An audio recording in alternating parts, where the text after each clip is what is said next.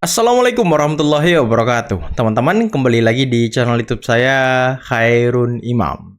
Gimana nih kabar kalian? Semoga kita semua selalu diberi kesehatan, kemudahan, dan juga limpahan rezeki dari Yang Maha Kuasa, teman-teman ya. Nah, di video kali ini kita akan melihat bagaimana Ahmad Kozinudin, salah satu kuasa hukum dari Roy Suryo dan juga pengacara kondang abad ini yang sangat viral, yang sangat terkenal karena kasus ijazah Pak Jokowi, tidak bisa berkutik, teman-teman, saat berhadapan dengan Pak Yakub Hasibuan, kuasa hukum dari Pak Jokowi. Dan Pak Yakub memberikan sentilan-sentilan halus kepada Kozinudin sampai-sampai dia tidak bisa berkata apa-apa lagi. Nanti kita simak seperti apa mimik wajahnya, raut wajahnya yang sangat memalukan. Nah, selain itu, saya juga punya video di mana salah satu kader PDIP, yakni Ferdinand Hutahean, yang juga mantan kader Partai Demokrat, ketika tampil di Rakyat Bersuara, menuding Pak Jokowi dalam kasus bandara ilegal IMIB. Tapi ya, Ketua Umum Bara JP langsung membungkam mulut Ferdinand dan mengatakan bahwa, "Hey, ingat nggak kau siapa yang menandatangani surat perjanjian dan surat itu?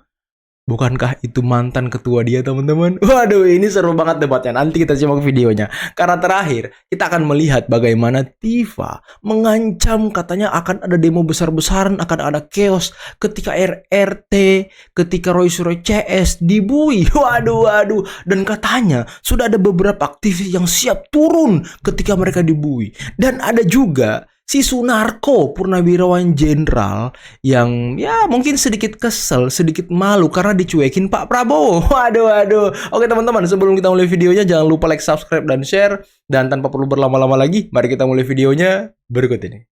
Harga ekonominya mulai dari yang ini udah ada beberapa aktivis yang sudah sampaikan. Katakanlah kalau sampai Dr. Tifa dan RR itu wah rusuh. Harga ekonomi, harga sosial politiknya berapa besar yang mesti ditanggung gitu. Makanya kami kemarin jaga dengan kami keliling ke ini. Iya rusuh gitu loh. Kalau sampai kami masuk rusuh loh. Nah Presiden Prabowo kan kita jaga banget. Jangan sampai terjadi kerusuhan seperti tanggal 25 Agustus, 28 Agustus. Harusnya UGM menempuh apa yang telah ditempuh oleh UI. Setidaknya membuat penelitian, kajian ketika ada kasus Bahlul Lahadalia itu kan. Itu kan ada tim ya. Bahlul Lahadalia ya. Kalau kita ingat narasinya di sini juga, sebelum UGM memberikan klarifikasi, itu dari tim Mas Roy Suryo CS itu mengatakan, tuh kan UGM saja diam. Mas Ahmad maksudnya waktu itu yang bilang. Waktu itu kayaknya bukan Mas Ahmad, tapi dari tim Mas Roy. Mereka kan juga mempertanyakan pihak UGM kemana? Kenapa kok diam? Kan sudah dijawab, kenapa ngomong lagi gitu. Sekarang ketika ngomong lagi, kenapa ngomong tidak pede? Artinya saya melihat angle-angle ini memang narasi-narasi yang dibuat. Apapun yang dilakukan UGM adalah salah. Karena apapun yang dilakukan oleh pihak Pak Jokowi pun sekarang dilihat salah juga. Kalau Pak Jokowi diam, salah. Tidak berani itu kan, kita lapor dibilang salah, kriminalisasi. Jadi apa yang dilakukan sudah pasti salah. Dan Bapak tidak perlu takut sama Jokowi dan kroni-kroninya. Selama ini rakyat melihat Pak Prabowo ini selalu memberi rehabilitasi, apalagi amnesti, tapi kepada orang-orang yang tidak berhadapan atau tidak berkonflik langsung dengan Jokowi dan kroninya. Oh, kamu mau Roy Suryo CS diberikan amnesti atau abolisi? Ngemis nih ya. Jadi jangan kira rakyat ini tidak tahu ya Pak Presiden. Kita melihat Bapak hanya berani memberikan rehabilitasi dan amnesti kepada orang-orang yang tidak akan berhadapan dengan Jokowi. Tapi kalau berhadapan dengan Jokowi, Bapak takut. Karena itu pada kesempatan ini kami tidak perlu takut. Kami siap backup Bapak. Siap backup. Anda terserah mengatakan yang jelas publik sudah melihat. Pertama, wartawan di rumah beliau. Kedua, di Barreskrim ditunjukkan. Anda pun termasuk mengambil data itu melalui sumber yang tidak diizinkan oleh pemiliknya. Kalau Anda tidak Saya sebutkan tanya, sumbernya dari kamu mana. pernah melihatnya? Oke, nanti itu yang akan kami Pernah persoalkan. melihat nggak? Jejak kaki unta menunjukkan adanya Nggak unta. pernah melihat nggak? Saudara pernah melihat tidak? Saya tanya, kok balikin ke saya. Saudara Anda juga pernah melihat nggak? tidak? Kalau Anda nggak pernah melihat, ya sudah. Kalau Anda tidak pernah melihat juga nggak usah bela. Kalau Anda tidak pernah melihat juga nggak usah bela. Nggak bisa jawab, nyerah orang Bali. Maka siapa yang bertanggung jawab di situ? Yang membuat perjanjian itu siapa? Presiden Jokowi pada saat itu. Maka layak diancam. Saya interupsi kalau itu. Saya interupsi. Anda nggak punya data. Loh, Anda nggak punya data. Tadi saya udah jelaskan. Kontrak diteken tanggal 3 Oktober 2013. Presidennya siapa? SBY. Anda masih di partai sana. Saya mau menjelaskan ke Anda. Ya, jangan ini yang Bagi saya, ini sudah menjadi ancaman tentang pelemahan kedaulatan negara. Maka ketika Bang Sapri bicara tidak boleh ada negara dalam negara, itu menjadi masuk akal. Karena apa? Bandara itu menjadi ramai karena statusnya sempat menjadi bandara internasional. Terlepas dari apakah ada penerbangan atau tidak secara internasional. Sempat jadi internasional. Sempat KM 38, keputusan Menteri nomor 38. Ada penerbangan internasional di sana. Menetapkan itu bandara internasional terlepas dari apakah sudah ada penerbangan atau tidak ada. Yang jelas sempat statusnya sebagai internasional. Statusnya. Dan itu bermasalah karena karena ternyata di sana Pak Sapri sebagai Menhan tidak Bea Cukai. menemukan otoritas negara. Itu yang berikut adalah pelaut. Sebentar saya mau selesaikan. Nah, supaya ketemu konteks makarnya di mana. Anda dengar dulu. Anda dengar dulu. sebut saja tanggalnya. Tanggalnya KM Jadi itu di kapan? situ, Tadi sebutkan di tanggalnya. situ bahwa ditemukan unsur-unsurnya ketika pejabat negara kita, ada bupati, ada gubernur yang tidak bisa mengakses wilayah tersebut, ini masuk dalam kategori melemahkan keamanan dan kedaulatan negara. Disitulah konteksnya bahwa perjanjian tersebut telah merugikan negara, melemahkan kedaulatan negara dan menjadi ancaman, dan itu masuk kategori makar. Maka siapa yang bertanggung jawab di situ? Yang membuat perjanjian itu siapa? Presiden Jokowi pada saat itu. Maka layak diancam. Saya interupsi kalau itu. Saya interupsi. Anda nggak punya data. Anda nggak punya data. Tadi saya udah jelaskan. Kontrak diteken tanggal 3 Oktober 2013. Presidennya siapa? SBY. Ketika Anda masih di partai sana. Saya mau menjelaskan ke Anda. Jangan si Ferdinand. Partner PJM. Publik harus tahu jadi opini ini ketika saat nggak punya data dia. Ini yang bukan kita menyampaikan Presiden SBY. Presiden SBY teken 3 Oktober 2013. Aduh, Jokowi dituduh ya kan. Bahwa itu ada kejanggalan. Saya hanya menyajikan fakta-fakta. Bung Alvin, bahwa itu ada kejanggalan, iya. Ya, Tidak biasa, iya. secara pribadi Istimewa, iya. saya merasa ada keanehan di sana. Dan ini terjadi rentang dari tahun Itu pada saat terbit KM 3738, satu hari terbit 2 KM. 2025. 8 Agustus Baru dong 2025, betul. Berarti sudah jelas tidak ada hubungannya Pak Jokowi di sini. Oke. Bahkan surat yang bocor ini dari IMIP sendiri yang dikeluarkan 15 September 2025. Saya baca nih kalimat ini yang sangat penting ya. IMIP belum berkenan dan belum memiliki rencana untuk melakukan penerbangan langsung dari dan atau ke luar negeri. Jadi mereka memang tidak ada rencana. Jadi kalau ini kemarin statementnya Pak Menhan dibilang itu ada bandara yang tidak ada kehadiran otoritas negara dan itu bandara internasional, inilah yang patut kita pertanyakan. Sedangkan bandaranya sendiri tidak ada rencana ke luar negeri. Kenapa ada keputusan menteri seperti gini yang keluar dan kenapa ada surat dari IMIP sendiri seperti ini? Ya kita pertanyakan kepada instansi-instansi terkait. Malam ini kita pertanyakan secara resmi. Saya mau nanya, saat itu apa yang terjadi sehingga tidak bisa berbuat apa-apa, Pak? Boleh dijelasin nggak? Hukum itu kan ada Kemenhub, ada di sini satu saya ambil contoh sekalian ya. Di Sumatera Utara ini ada yang sudah namanya almarhum DL Sitorus. Saya sebut nama saja. 40.000 hektar. Itu hutan lindung yang dijadikan sawit. Sudah inkrah. Saya nggak bisa ambil. Tidak bisa. Sekarang baru dapat. Sekarang di bawah kepemimpinan Pak Prabowo ini dikerahkan TNI itu baru bisa. Waktu itu nggak bisa. Jadi itu udah punya dia. Oh iya, dikuasai sama masyarakat sama dia. Enggak, padahal hukum menyatakan dia bersalah, udah masuk penjara. Punya negara, nggak bisa kita ambil. Oh, dia lebih kuat ya? Lebih kuat. Posisinya saat itu. Ya begitulah zaman itu. Ini baru dapat. Termasuk Tenonelo, sekarang sudah ada 4 juta hektar sawit yang dikuasai negara. Karena melanggar Densu. 4 juta, bukan 1.000, 2.000, 4 juta hektar.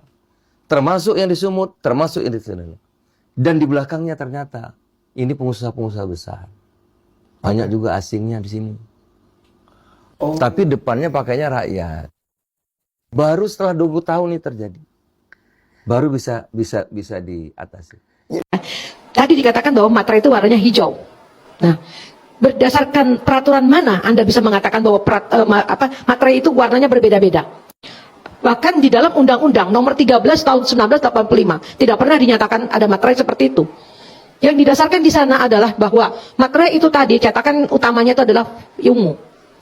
Warna hijau yang dikemukakan di situ adalah hanya untuk gambar Garuda. Jadi bukan keseluruhannya. Kalau tadi ditunjukkan warna hijau itu dapat dari mana ya? Dari Kagama Bela UGM, pemilik ijazah mereka. Ya, itu warnanya hijau stemnya, meterainya. Kita berdasarkan itu, Bu. Ya, bukan saya mengadang-adang apa ini enggak. Karena berdasarkan inilah saya menunjukkan bahwasanya itu ijazahnya itunya meterainya hijau. Maaf Pak, Kagama itu tidak bisa mengeluarkan warna materai Pak. Yang mengeluarkan itu adalah undang-undang. Berdasarkan undang-undang tadi warnanya ditetapkan Pak seperti itu. Nggak kayak gitu Pak. Itu warnanya dari mana? Begini Bu, kita lihat itu adalah mereka ini seangkatan beliau Pak Jokowi di wisuda bersama-sama dan menerima ijazah itu sama. Adalah ini, Ibu bisa marah, bisa tanyakan ke UGM yang mengeluarkan ijazah UGM itu nggak bisa mengeluarkan warna materai Pak. Ya memang, kalau bicara gitu Ibu, itu bukan wewenang saya bicara itu. Saya ini menunjukkan bahwasanya teman-teman Pak Jokowi itu yang pada Agustus dan November tahun 85 itu di wisuda, itu adalah meterainya warna hijau. Bukan saya Bu ya, ini jangan pernyataan saya. Lah kan Bapak yang ngomong. Saya bicara ini menunjukkan. Jadi bukan dari saya. Ibu ini kayak nggak ngerti dia apa-apa. Karena ada dua yang meterai itu, mungkin Ibu bilang ungu tapi kelihatannya kayak merah gitu loh. Bapak dapatnya dari mana kalau begitu tahu warna hijau kalau semua sudah dikumpulkan oleh Polda? Aduh Ibu, saya kan sudah katakan, mereka ini semua teman-teman Pak Jokowi itu diperiksa oleh Polda Metro Jaya, ya. Dan mereka itu ditahan untuk ijazahnya sebagai barang bukti, gitu loh. Jadi bukan dari saya, ini info. Dari Ketua Angkatan 80 yang juga nanti akan sebagai saksi. Enggak begitu, sorry Pak, maksud saya gini, kan semua data tadi dipegang oleh Polda karena dia mau diperiksa. Sekarang berarti data itu di sana. Bapak bagaimana dapat data itu kalau misalnya sekarang menerangkan warnanya hijau dan memaksa orang hijau gitu loh. Sudah sementara lama, undang-undangnya nggak ada ngomong kayak gitu. Sini sudah lama. Sudah lama Bu, sebelum ijazah mereka ditahan, mereka itu sudah menunjukkan ijazahnya. Satu angkatan Pak Jokowi sudah menunjukkan ijazahnya ketika ada acara dan semuanya warna hijau. Ibu ini kalau nggak ngerti nggak usah ngomong-ngomong deh. Nggak tahu konteks Ibu ini. Diundang lagi. Kasus Pak Jokowi ini sudah setahun loh. Iya. Sebelum ini Polda Metro Jaya menahan, mereka sudah membuat. Saya juga lulusan tahun itu Pak. Tapi enggak tuh warnanya kayak hijau. Ya makanya. Prof satu angkatan dengan Jokowi meskipun beda kampus, tapi angkatannya sama persis, lulusannya sama Prof? Iya, saya dari IKIP Jakarta. IKIP Jakarta dia ya kan, bukan UGM rupanya. Mas Wapres itu ditugasi apa saja sih oleh Presiden gitu. Karena banyak yang bertanya-tanya, Mas Wapres ini ngapain aja sih? Bahkan ada yang memberi julukan Wapres gabut. Ya kalau penugasan sesuai perpres yang ada ya, itu kami fokus di Papua, kepemudaan dan olahraga, stunting, lalu ada beberapa pekerjaan lain juga seperti ekonomi syariah. Papua ini menjadi atensi khusus Pak Presiden. Sekarang Pak Presiden punya 2 mesin, jadi ada BP3 OKP dan juga komite eksekutif yang kemarin baru dilantik oleh beliau. Jadi sekarang beliau punya 2 mesin untuk mempercepat pembangunan yang ada di Papua. Dan ya saya kira pembangunan ini tidak bisa hanya 1 tahun, 2 tahun saja, tapi harus berlanjut. Kemarin saya laporkan, Pak, ini kebutuhan Papua sekarang adalah bagaimana kita bisa mempercepat jalur Trans Papua. Oh, jalur karena di sana yang paling bermasalah adalah akses. Jadi infrastruktur jalan ini harus baik. Nanti kalau sudah Trans Papua sudah tersambung, otomatis yang namanya inflasi, ketimpangan, masalah pertumbuhan ekonomi, nanti semuanya akan insya Allah terselesaikan. Itu yang kami laporkan ke Pak Presiden kemarin, dan beliau setuju. Saya baru pulang dari Jayapura beberapa bulan yang lalu. Di sana sudah ada rumah sakit yang super modern. Sudah ada alat CAT lab, CT scan, MRI. Jadi warga Papua sudah tidak perlu lagi terbang jauh-jauh ke Makassar untuk berobat. Ada 24 rumah sakit yang akan dibangun di 2025 sampai 2029 nanti. Jadi kesehatan menjadi concern yang utama. Pendidikan juga harus kita genjot. Kita lihat di sana MBG sudah jalan, cek kesehatan gratis di sekolah-sekolah jalan. Lalu kita lihat sekolah rakyat juga jalan. Berarti sementara ini pemerintah beranggapan bahwa masalah utama di Papua itu sumbernya dari infrastruktur atau gimana Mas? Karena misalnya tadi kan Mas Wapres menyampaikan bahwa rumah sakit lengkap, dokter lengkap, spesialis lengkap. Kalau saat bertugas kemudian keamanannya tidak terjamin, seperti apa? Karena permasalahan ini menyangkut keamanan ya. Ini kan masih jadi PR juga ya Mas, sampai baru-baru ini juga masih ada serangan drone dan sebagainya. Ya PR-nya memang masih banyak. Ya itulah tugas kami sebagai pembantu presiden dan juga badan yang baru saja dibentuk presiden untuk saling sinergi dan bisa mewujudkan program-program dan visi misi beliau terutama di Papua. Jadi dalam waktu dekat apa ada rencana mau ke Papua lagi? Ya, setelah kami melapor ke presiden, melaporkan berbagai hal terkait Papua, dalam waktu dekat saya akan terbang ke sana lagi. Memastikan untuk masalah keamanan, nanti kita akan lebih intens lagi berkoordinasi dengan Pak Menteri Pertahanan, lalu mengenai infrastruktur Trans Papua, kita akan lebih intens lagi berkomunikasi dengan Pak Menko Infra, Mas AHY, karena Mas AHY ini juga salah satu Menko yang paling mendorong penyelesaian dari Trans Papua. Nah, itulah tadi teman-teman beberapa video yang bisa kita simak, yang bisa kita saksikan pada kesempatan kali ini, dan luar biasa ya. Ternyata ada fakta baru yang terungkap. Kalau ternyata Bandara IMIP yang ada di Morowali itu menolak untuk menjadi bandara internasional. Dan waduh, ini apa ya? Ucapan mengenai bandara ilegal, negara dalam negara sepertinya sudah terbantahkan dan terpatahkan dalam video ini. Utamanya ketika Ferdinand Hutahean itu berusaha untuk memojokkan Pak Jokowi, menyalahkan Pak Jokowi, dan dia mendesak Pak Jokowi bertanggung jawab dalam kasus ini. Kan konyol. Untung Waketum Bara JP langsung menghantam habis-habisan Ferdinand dengan mengatakan bahwa yang menandatangani kerjasama dan lain-lain sebagainya itu presiden siapa? Presidennya Ferdinand Hutahean waktu dia masih di Demokrat, teman-teman. Presiden SBY lah yang menandatangani kerjasamanya. Pak Jokowi hanya meresmikan. Aduh. Pak Jokowi yang meresmikan, dia disuruh bertanggung jawab. Padahal proyeknya, kerjasamanya ditandatangani oleh Pak SBY. Gimana ceritanya ini? Aduh. Ayolah, ini kok apa-apa yang salah di negeri ini yang salah Pak Jokowi, ada hal-hal yang mencurigakan di negeri ini yang salah Pak Jokowi, ada hal-hal yang mungkin keliru, salah, tidak sesuai dengan hukum atau apapun itu yang salah Pak Jokowi. Dan ya sepertinya Bandara IMIP Morowali ini clear, teman-teman ya, nggak ada lagi perdebatan, nggak ada lagi nama Pak Jokowi yang akan terseret-seret di situ. Karena Yunarto Wijaya aja sudah menyatakan bahwa Pak Jokowi korban hoax dalam kasus Bandara IMIP ini. Tahu kan siapa Winarto? Orang yang selama ini juga mengkritik Pak Jokowi, aktif memojokkan Pak Jokowi. Tapi di persoalan Bandara IMIP itu sudah terselesaikan, teman-teman.